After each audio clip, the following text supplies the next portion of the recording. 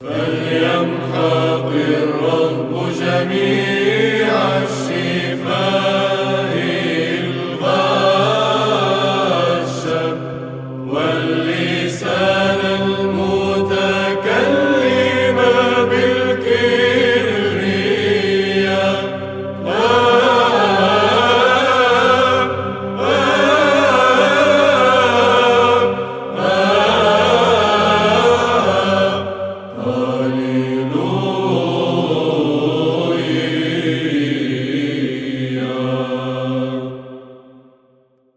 الذين قالوا إننا نعظم لساننا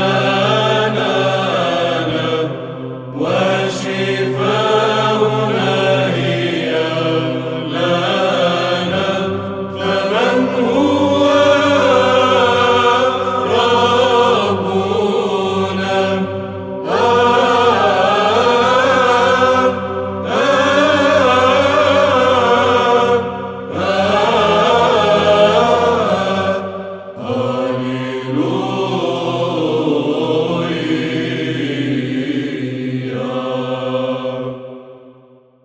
من أجل شقاء المساكين ومن أجل أنين البائسين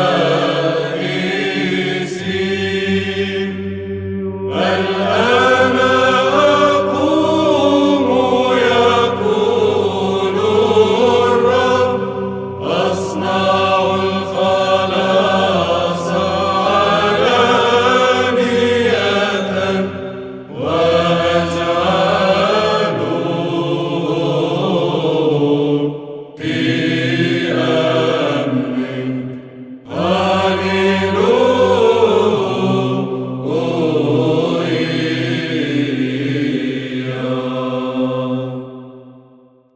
كلام الرب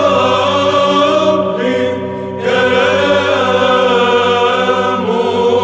نقي كالفضة الممحصة المختبرة في بوتقة بالتراب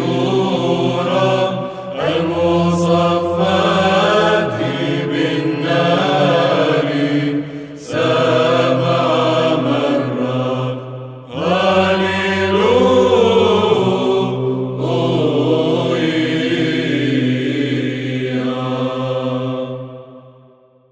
أنت يا رب تحفظنا، أنت تصوننا من هذا الجيل وإلى الأبد.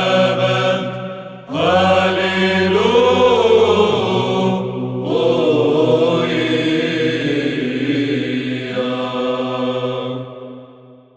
لأن الأشرار يتبخترون من حولنا حين يتسلط الأنذال من بني البشر.